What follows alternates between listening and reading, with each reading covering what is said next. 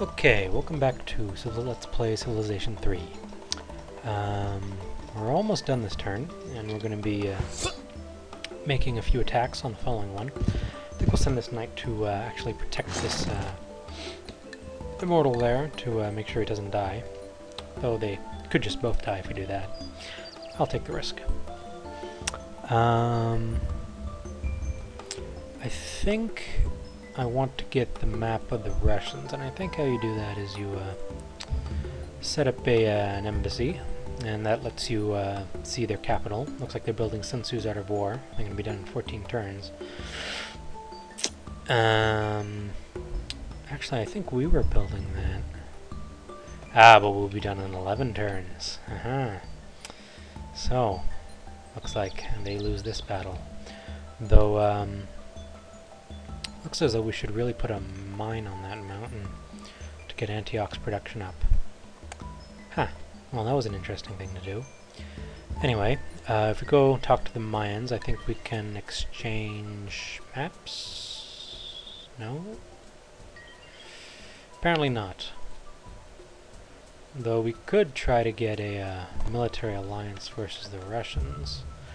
Looks like it'll cost us a decent chunk of gold. But that's something you probably do want to do at higher stages of the game. Pit computers against each other in that sort of sense. But I'm not really interested in doing that. Well, the problem is that we're sort of, now that we've taken the city, we're sort of between the Russians and them, so I'm not really sure that doing it is worthwhile. Well, it might be. Nah. I think we're fine how we are. Anyway, one thing I forgot to do is to attack that one Russian city up at the top there. And it's probably been holding out for quite a while now. So I think we're going to want to capture that from them. This one up here. We have a pikeman ready there, but we don't have any knights, so I'll send this fresh knight from Persepolis up there, and the next one we produce will also go up there to take it. That worker will start working on a road, I guess, and these two knights are going to fortify the city to protect it.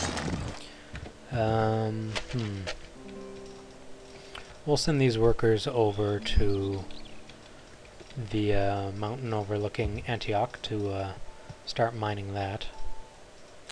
These guys are going to go fortifying the city, since they're in dire straits at the moment in terms of health. We'll wake all these units, and we'll start with attacking them with the knight, and hopefully we'll take Smolensk. The pikeman's not going to attack, and the immortals are. And looks like they have one more unit there, but he's just a wave of infantry and he's not fortified, so he gets defeated. It's another city off the checklist. I'm not sure exactly how many they have at this point. We can always check on the diplomacy screen. And actually, I suppose we should send these guys down there to heal rather than heal in the city further back. They're more useful further up ahead. But I think we're also going to send out these guys to attack Khabarovsk. Yeah, we're going to attack that city. We'll send out a pikeman and all of our immortals to go take care of that. Though, because the roads, there's no real road system there, so it's going to take us a while to get out there. And then I think from there they'll attack this city, Krasnova, maybe, looks like it's called. Can't quite see, and couldn't pronounce it even if I could. Anyway, now that we've done education, I think we're going to research astronomy. That's going to let our naval units, well,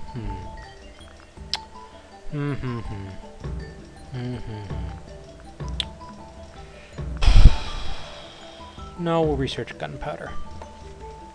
Yeah, we'll research gunpowder. We'll continue producing knights.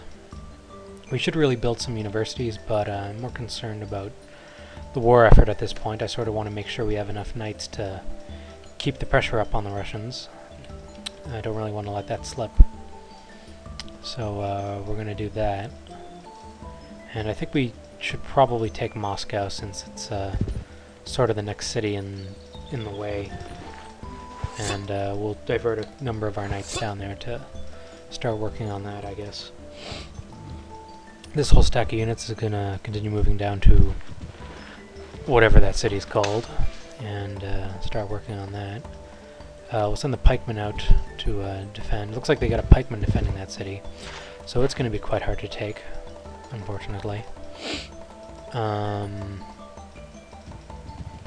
Fortunately, we have a pikeman on a mountain, so he's going to be able to protect our attacking units until they're ready to try to take the city.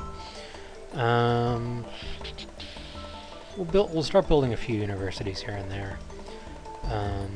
They're rather useful to have. Unfortunately, the cities that are best for building knights tend to be also the ones that get the biggest benefit from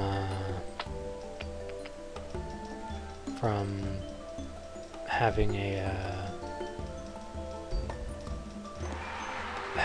university, so they're a bit at odds in that sense. But it's just something we're gonna have to deal with. So these guys are ready to attack, so they'll start doing that. Hopefully they'll win. Not off to a good start though. Pikeman's gonna wait, since he's not going to be attacking anything. The spearman's putting up quite a good fight, but looks like we won out in the end. Again, we build a library first in every city we take. This is because, well, they're just very efficient for us. Automate that worker, fortify these guys until they're ready to take the city. I think we'll probably need at least one more knight. Preferably another two, which is unfortunate because then they're going to take a while to swing back around and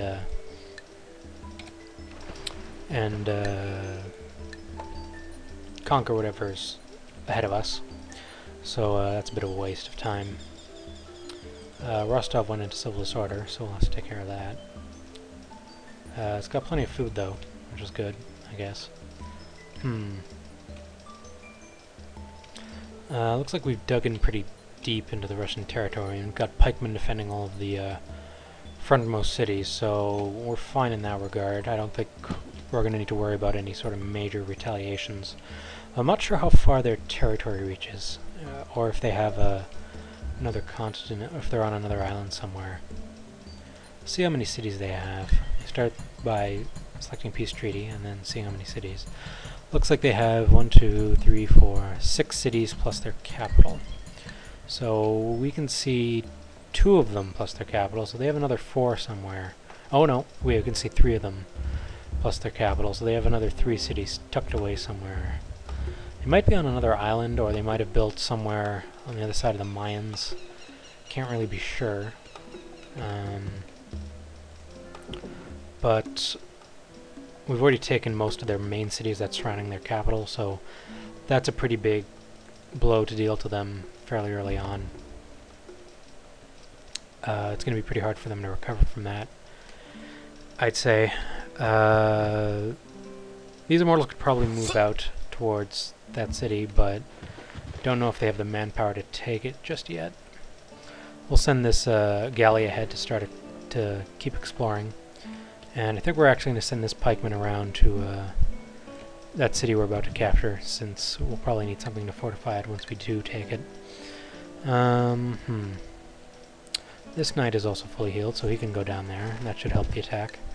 Though I don't know if he's gonna... No, he's not gonna get there in time. That's about all we can do this turn.